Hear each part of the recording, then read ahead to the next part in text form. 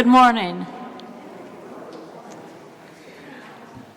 Welcome to all of you who are here with us this morning. We're delighted to see you, and welcome to all of you who are joining us on our live stream. It is our joy to welcome back Gardner Campbell. He is well loved at the Forum. He's one of our favorite speakers here. To introduce Gordon, let me say he is a fellow parishioner, an English professor at VCU, a film buff, and a lover of poetry, especially Milton. He has a fondness for Milton. He's also a marvelous teacher, able to bring alive dense concepts and to quicken our faith. Gardner, thank you for being with us again at the Forum, both for this week and next week.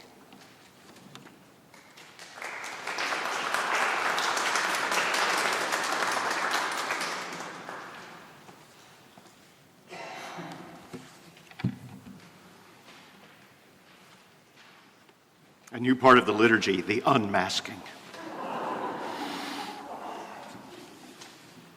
Well, it's been a while.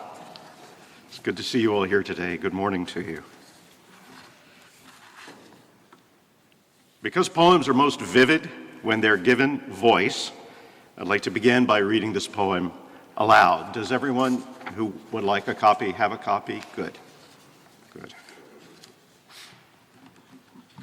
No quizzes, by the way. I will assume that you will have read it or will read it.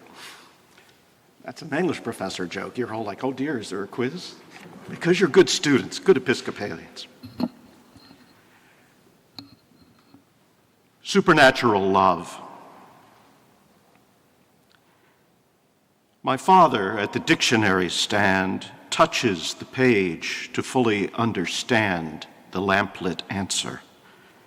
Tilting in his hand his slowly scanning magnifying lens. A blurry, glistening circle he suspends above the word carnation. Then he bends so near his eyes are magnified and blurred. One finger on the miniature word, as if he touched a single key and heard a distant, plucked, infinitesimal string. The obligation due to everything that's smaller than the universe. I bring my sewing needle close enough that I can watch my father through the needle's eye, as through a lens ground for a butterfly who peers down flower hallways toward a room shadowed and fathomed as this study's gloom, where as a scholar bends above a tomb to read what's buried there, he bends to pore over the Latin blossom. I'm 4. I spill my pins and needles on the floor, trying to stitch beloved X by X. My dangerous, bright needle's point connects myself illiterate to this perfect text I cannot read. My father puzzles why it is my habit to identify carnations as Christ's flowers, knowing I can give no explanation, but because. Word roots blossom in speechless messages, the way the thread behind my sampler does, where following each X I awkward move my needle through the word whose root is love. He reads, a pink variety of clove, carnatio, the Latin, meaning flesh. As if the bud's essential oils brush Christ's fragrance through the room, the iron-fresh odor carnations have floats up to me, a drifted, secret, bitter ecstasy. The stems squeak in my scissors. Child, it's me. He turns the page to clove and reads aloud. The clove, a spice dried from a flower bud. Then twice, as if he hasn't understood, he reads from French for clou, meaning a nail. He gazes motionless, meaning a nail. The incarnation blossoms, flesh and nail. I twist my threads like stems into a knot and smooth, beloved.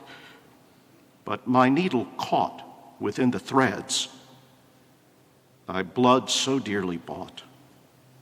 The needle strikes my finger to the bone. I lift my hand, it is myself I've sown, the flesh laid bare, the threads of blood my own. I lift my hand in startled agony and call upon his name. Daddy, Daddy! My father's hand touches the injury as lightly as he touched the page before, where incarnation bloomed from roots that bore the flowers I called Christ's when I was 4.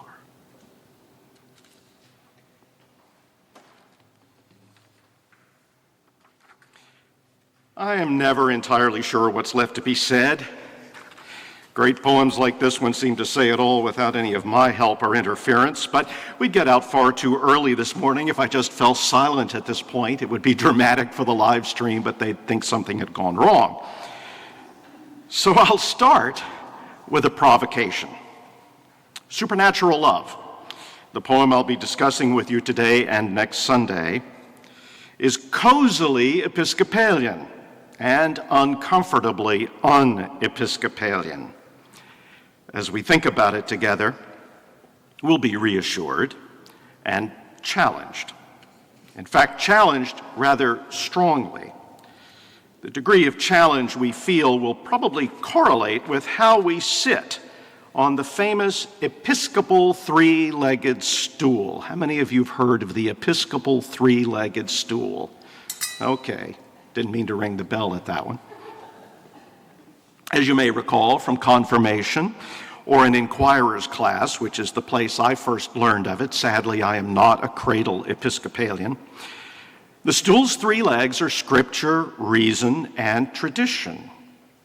The metaphor of the 3-legged stool is a way to explain our sources of authority and thus foundations for our beliefs, or at least our practices. But you will see that we quickly get into trouble with this metaphor. What if one leg is shorter than the other? In other words, what if scripture, reason, and tradition are not equally reliable or authoritative? For example, are we prepared to say that God reveals himself to us through Episcopal tradition with the same power and authority that he does in the Bible? I ask this knowing that some Episcopalians might well say, yeah, or at least I hope so. So in for a penny, in for a pound, I may as well raise the even more troubling question, what if there's a leg missing? This poem makes me wonder, as does the season of Advent, a season in which the lectionary asks us to imagine apocalypse, which, as Kate reminded us last Sunday, is a word meaning not catastrophe, but revelation. Like what some Christians call the end times, Advent is a season of signs and portents. You know, the supernatural, weird things. Unborn children jumping within their mother's wombs in an encounter of recognition that seems physiologically unreasonable.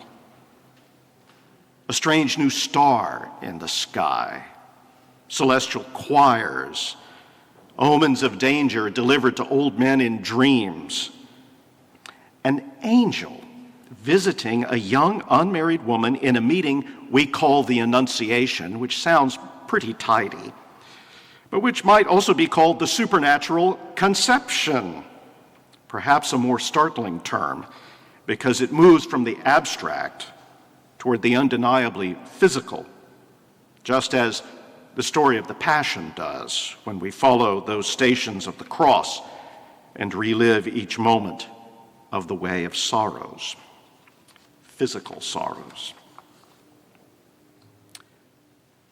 So here we are, with a poem whose very title brings all these things together: supernatural love. A beautiful noun modified by a very challenging adjective.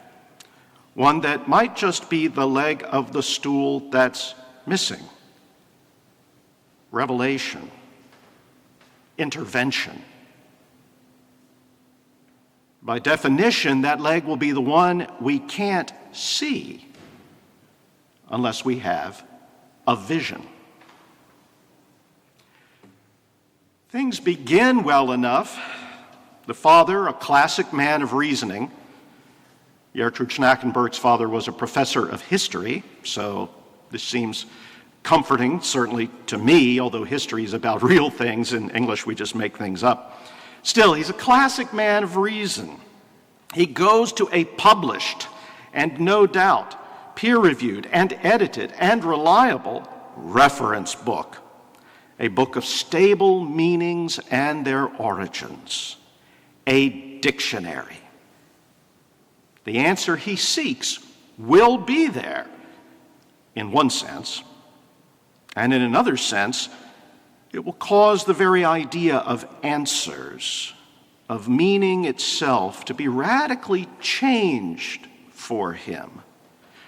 Must be very startling to a man of reason to go to a reference book and have a supernatural world open up before him. It certainly won't be advertised on the cover.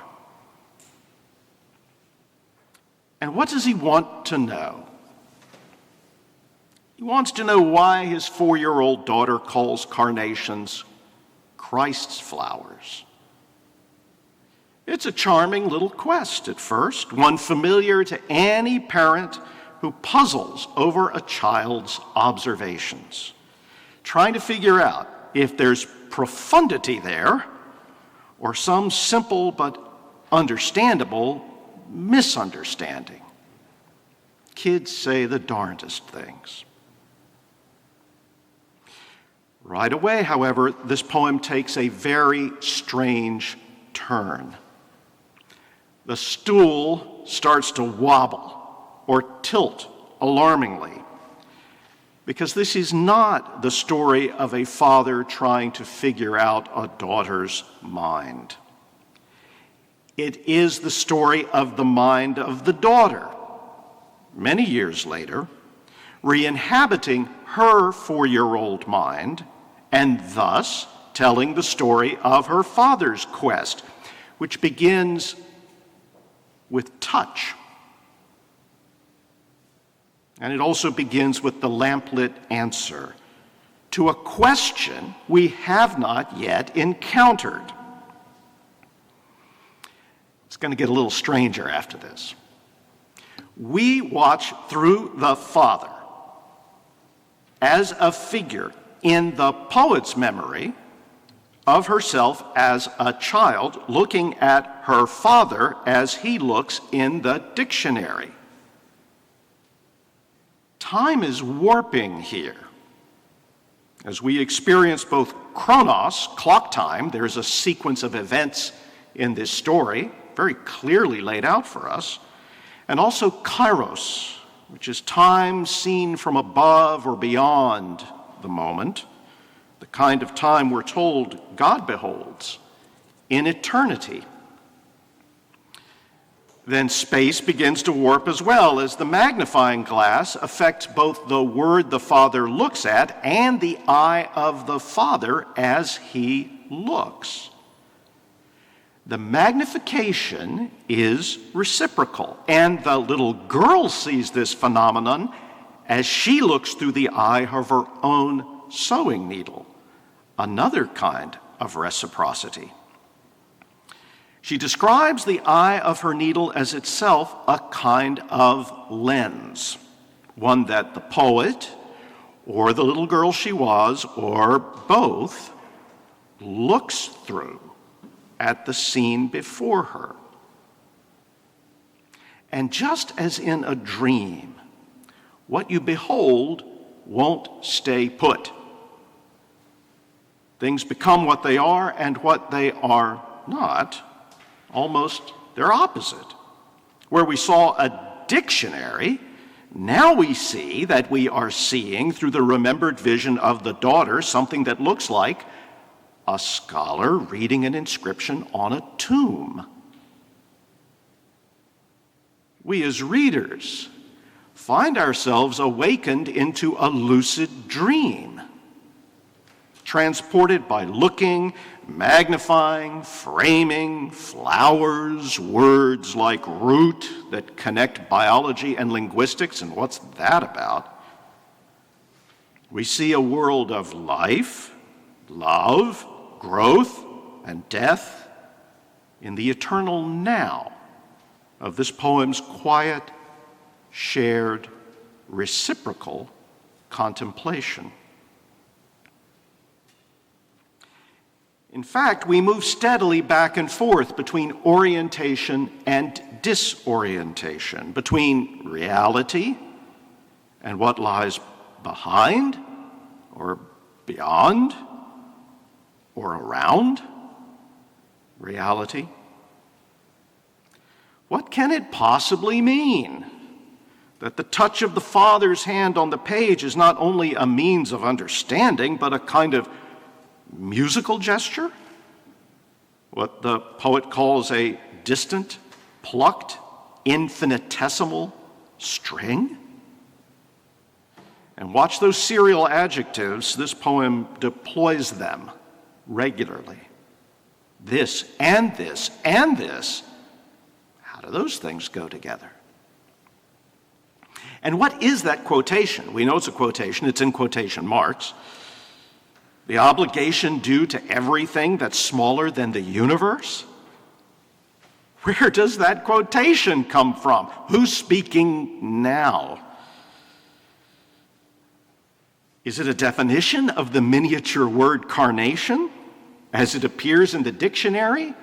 That would be a strange dictionary indeed. For that matter, is carnation a flower or a word for a flower? Or, grammatically speaking, does its root bestow upon it some kind of organic reality, as if something is blossoming within the pages of a reference book? Is every word we speak some kind of onomatopoeia or somehow linked to the reality of things? How can that be? There are so many different languages. We know that.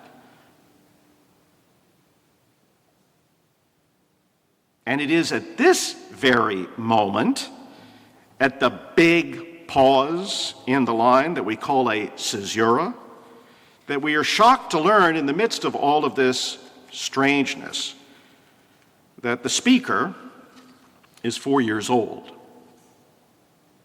We're shocked because the poem and its perceptions to this moment do not seem to be within the grasp of a 4-year-old, even the child of a professor.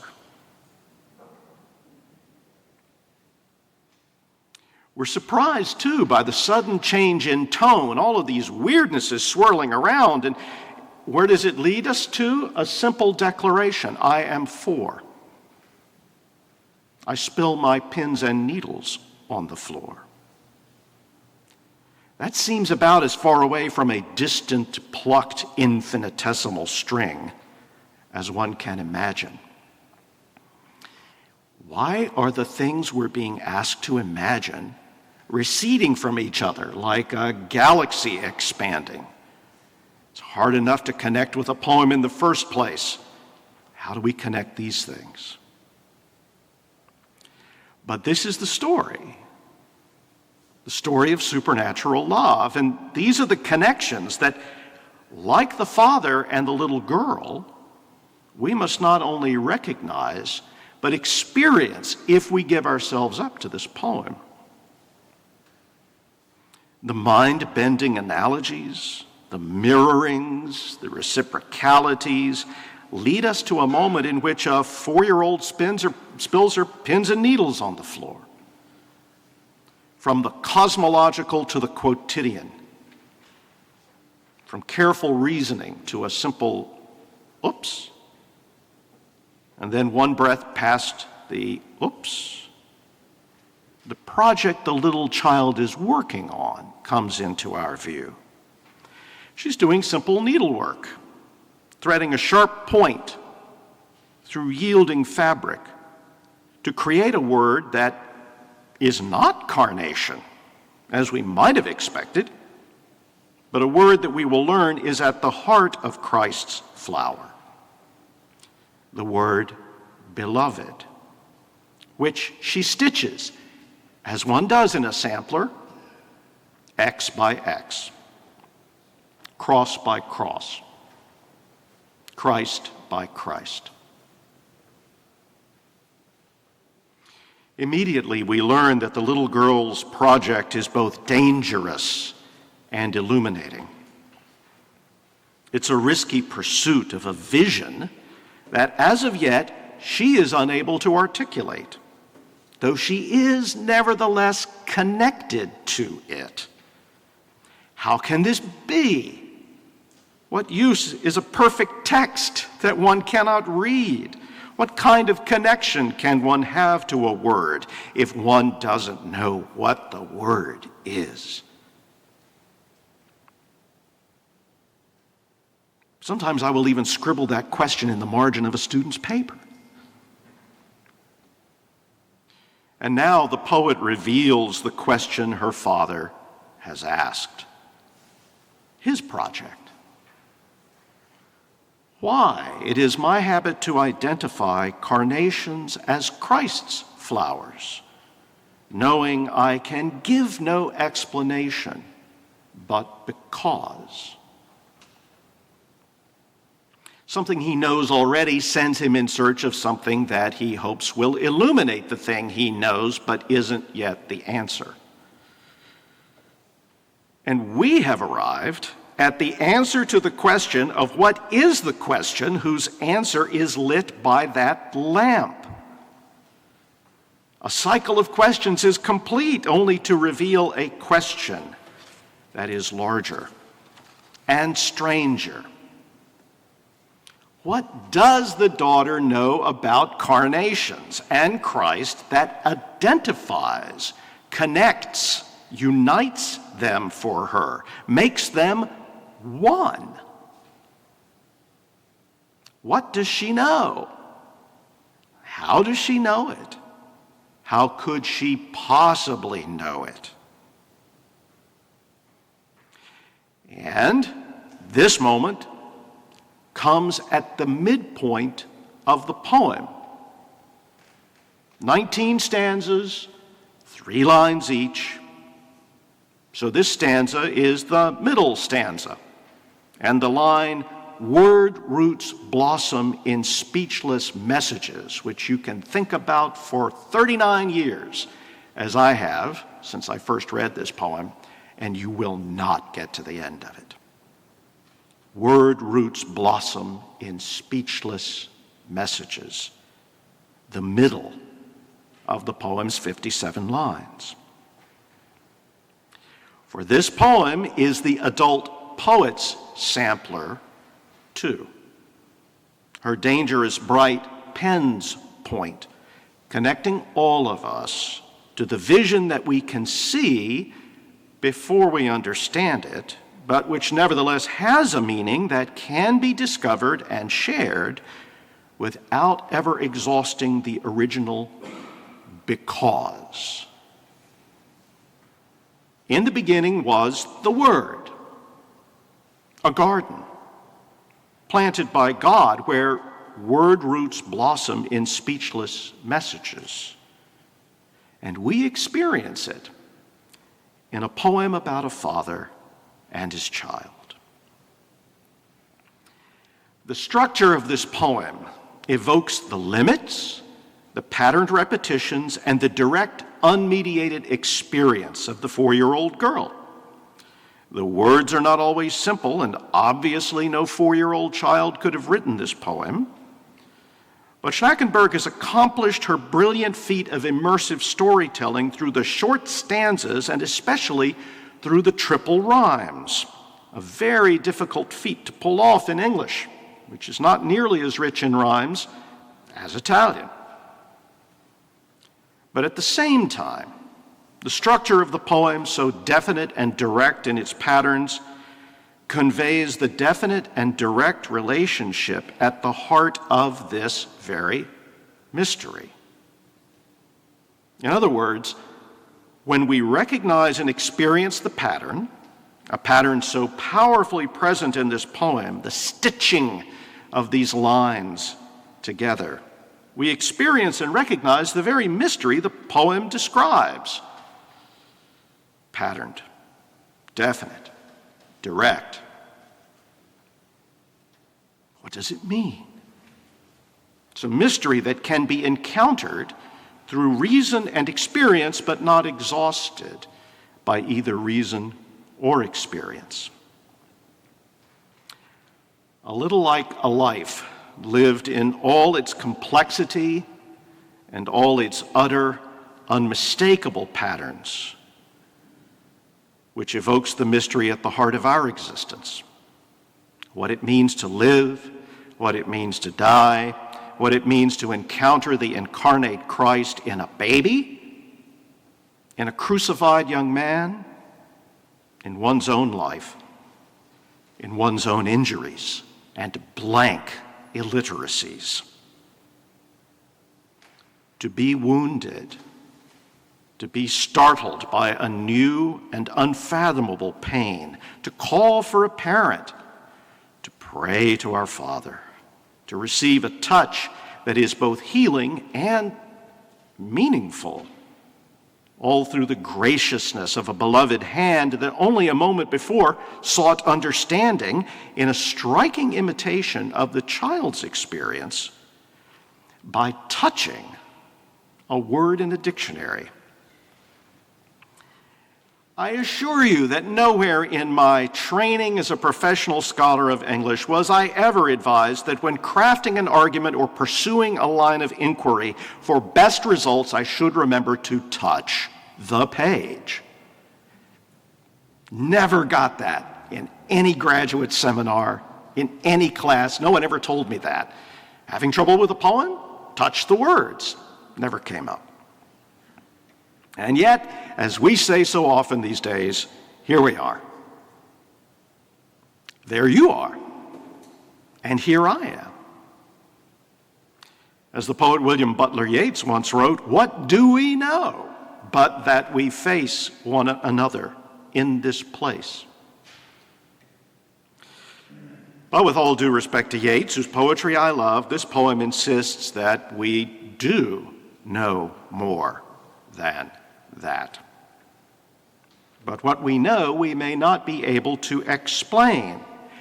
But what we cannot explain, we may discover through love and family, and yes, by reason too. But what we discover may be something supernatural, maybe that missing leg, maybe a path back to a simple yet profound because. Just because. A connection that is inexplicable and revelatory and unfathomable. All of this, and we are only at the midpoint of the poem. We'll turn the page next week. I thank you for your attention, and I would be happy now to hear your thoughts and to entertain, if not to answer, any questions that you might have. What do you think?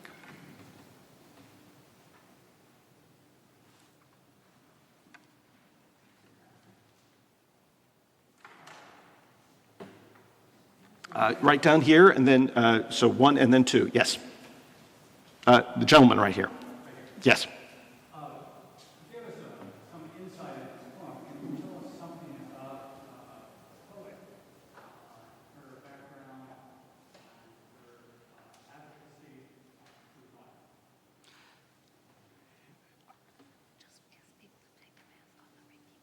Okay. And I will repeat the question so that everyone on the live stream will be able to hear it as well. You'd like to know some things about the poet, her life, and where she might be coming from in a poem like this. Well, Gertrude Schnackenberg, now 68, so born in the early 50s, was in fact the daughter of a history professor. And when she was a sophomore in high school, she began writing poetry. Now, I've had the great pleasure and mystery of being able to speak with the poet just recently. She actually knows that we're doing this in the forum today. I was going to send her the link to the live stream, and then I thought, oh dear, no. It's one of those things, what if there is an afterlife and I meet Milton there? and he says, well, nice try, Dr. Campbell. But early on, she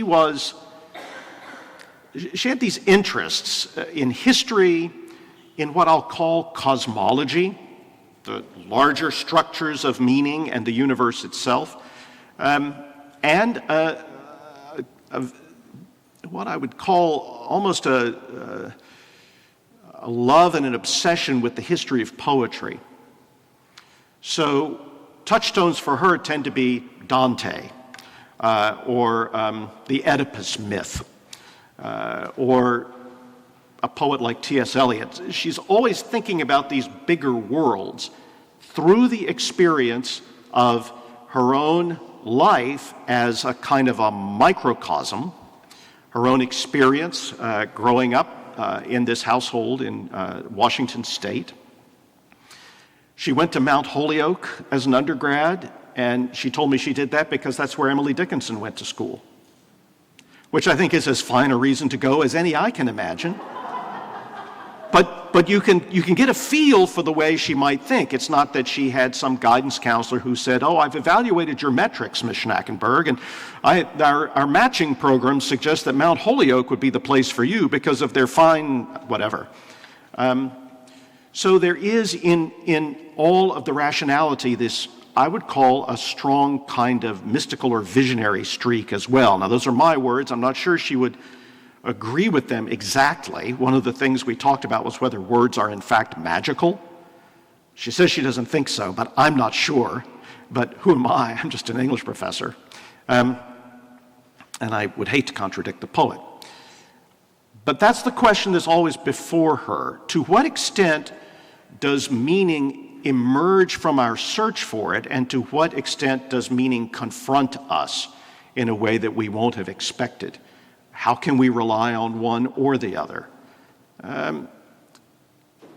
Her most recent book, which came out in 2010, was a book called Heavenly Questions, which was a long, I'll call it an elegy, I think that's what it is, for her deceased husband, who had passed away some time before. And in this, she combines the Mahabharata, ancient Chinese wisdom, the way that her wedding ring and the diamond will make iridescent rainbows on the ceiling of the room where her husband is dying. Archimedes is in there. It's an astonishing poem, but it's this habit of mind she has, the very definite, the microcosm, the individual connecting somehow or embodying a larger universe of meaning. So this is what she does throughout her poetry. She's one of the most powerful poets of embodiment that I know, and yet she's also a powerful and demandingly philosophical poet. And she seems in all of her poetry, and she's exactly the same way in conversation, which is really startling. I'm always kind of panting to try to keep up or not get too far behind.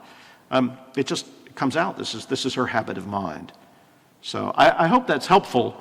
I know her better than I did 39 years ago, and yet it's all as deep a mystery as ever. She's working now on a poem about the Bach St. Matthew Passion. And I can't wait. But she's been working on it for 8 years, and so this is a, she's in this for the big picture, for the long term. Yes, next question. Yes.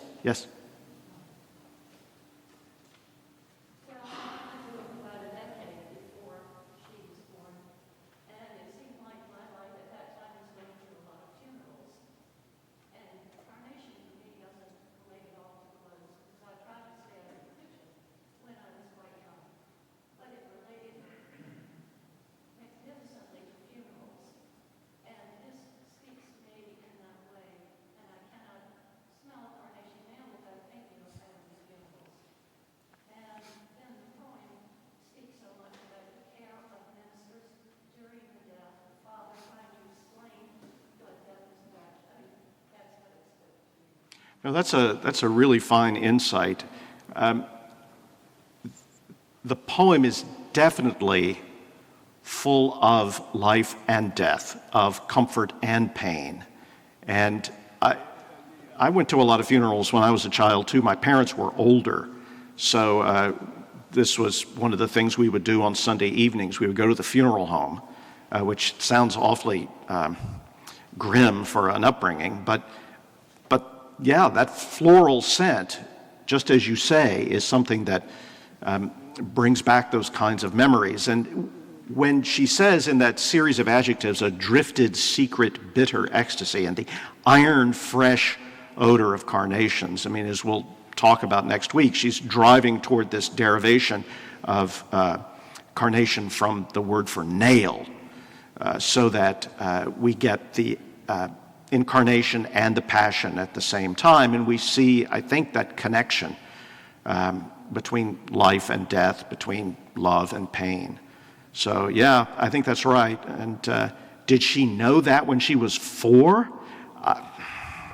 I don't know, but what a striking thing that she would say what she did, and that her father would think, well, I wonder if there's something I'll find in the etymology that will explain that, as if the 4-year-old child had some insight into the origins of English words, which she may have at the age of 4. It's hard to say. She did tell me something that I don't think she would mind me sharing with you, that she finds it difficult to teach people about writing poetry because she says, I don't know what to say. I just begin to write. And of course, there's a lot more to it than that. You would have to have read a number of things and be extraordinarily gifted for the beginning to write thing to kick in.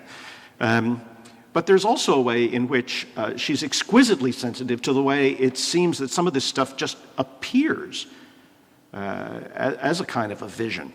But yes, that connection that you have in your own life is something I think is directly relevant to what's happening here. Yes.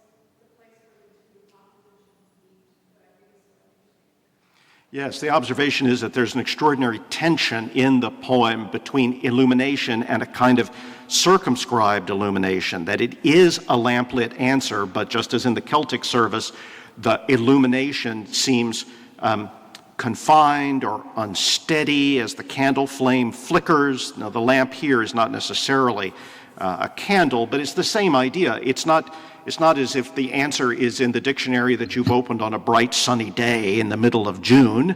It's a lamplit answer. And the lamplight is comforting. Its color temperature is a warm color temperature. It's not like the sun in a blue sky. But at the same time, there's a kind of fuzziness or indistinct or even mysterious atmosphere created by a lamp, especially if it's a candle, as we see in the Celtic service. So we see but we see by means of a light that doesn't simply clarify. There's something more going on with the illumination than just getting everything straight. I think you're exactly right about that. You can see it in the magnifying glass as well, which brings the word into focus. I have to think this is probably one of the old Oxford English dictionaries that you would get through the Book of the Month Club. That's how I got mine. And it came with a magnifying glass because to get it all in 2 volumes, they had to put the words really tiny. So that slowly scanning magnifying lens that brings the word and the definition into focus also is a blurry, glistening circle. So the very means of clarification becomes also something that causes things to appear blurred, which may mean indistinct, or it may also mean kind of spreading, definite but also dynamic. Yeah, there's an extraordinary amount of this going on in the poem, and it just gets more intense when we turn the page, as we will. But yeah, great observation. Thank you.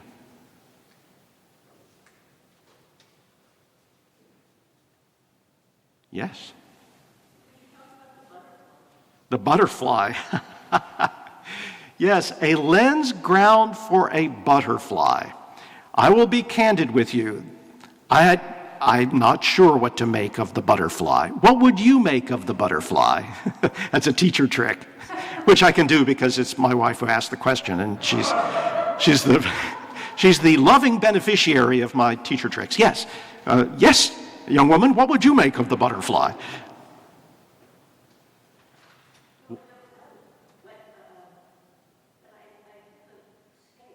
Mm-hmm. Yes.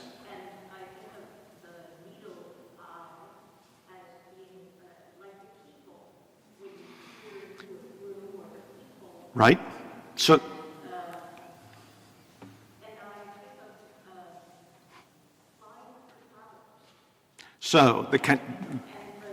and resurrection. So the connections are these. Scale, we go from the bigness of the subject, supernatural love, which we're alerted to in the title, to little bitty butterfly, little bitty needle, a little bitty needle's eye. We also get the idea of peeping through somehow, which makes me think of things like, not just because your name is Alice, but the little door you want to get through in Alice in Wonderland, and you have to get just the right size to be able to get into the wonderful place. And also the butterfly is around flowers, bringing new life. And, of course, the butterfly is also the result of a chrysalis and a metamorphosis. So there's almost a little resurrection in there as well. I think all of those things are active there. And so thank you for helping me think about that. The next time I get asked that question, I'll have a better answer than just a teacher trick. So, yes.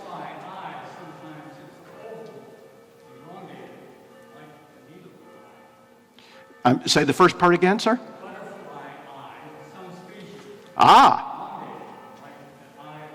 So the observation is that a butterfly eye in some species is a kind of an oval, would be like the shape of the eye in the needle, so uniquely suited to looking through that lens. And if you were going to fit the butterfly with the lens, you would want it to be in that shape. I would not put that past her at all. I think that makes good sense. So etymology and entomology, I guess, in one. There are certain poets who insist that all puns are somehow revelatory, which will really get you going, right? I mean, it's worse than Freud. You just start examining everything, including apparently silly jokes. That bell has sounded. Is that relevant for us? It probably is. Thank you all so much for being here today, and I look forward to turning the page and getting to the rest of the poem next Sunday. Take care.